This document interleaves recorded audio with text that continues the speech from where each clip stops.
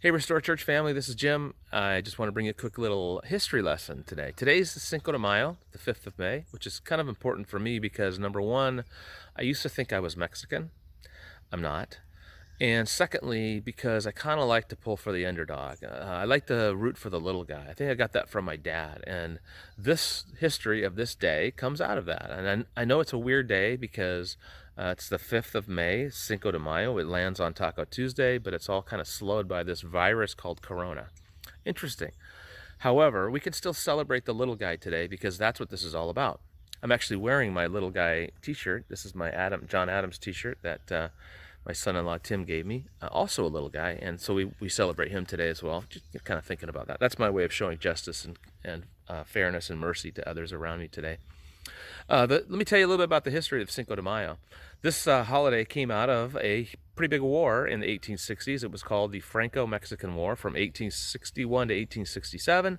It all happened because the Mexicans, who were dirt poor at this time, decided that the best thing for them to do would be to suspend interest payments on the loans that they owed European countries.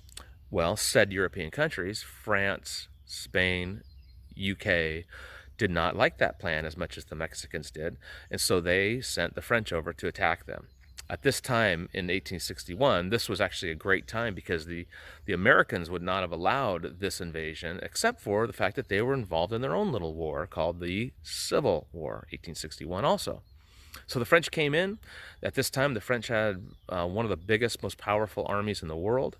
They didn't even feel like they needed to really get ready for it. The Mexicans, on the other hand, were a teeny little army, not very well prepared, not very well equipped. And yet the Mexicans held off the French in this battle of the city of Puebla in 1862, May 5th. Against all odds, they were able to protect the city and win the battle. And they celebrate that to this day. It's not a day of Mexican independence. It's a day where they actually won a battle. You know, the Mexicans actually lost the war, the Franco-Mexican War, which went from 1861 to 1867. They didn't win that war, but they did win that battle. And so they hang on to that. And I think that's okay. It's okay to celebrate the small things and the small victories in life. Even though the war's not going so well, you go battle by battle. And I think that's all right to do. It reminds me of our God who celebrates and I think protects the small guy, the little guy, the one who's not really ready and not really equipped. In Psalm 82, verse 3, he says, speaking to judges in the land, he says, your job is to defend the defenseless, to make sure that the underdogs get a fair break. Now that's the Message translation, but I love it because he's saying that there are underdogs and we're supposed to give them a fair break. Now, and today, instead of seeing yourself as the underdog, and I think that's okay for a little bit to say, yeah, the odds are against us. It's a difficult time we're going through. But for a moment, look around you to see who are the underdogs. Who are the people that are not getting a fair break? Don't cast blame and say who put them in that position. That was their choice. Why are they there?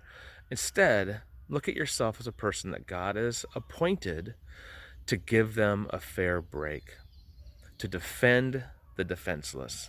And that's what God's all about.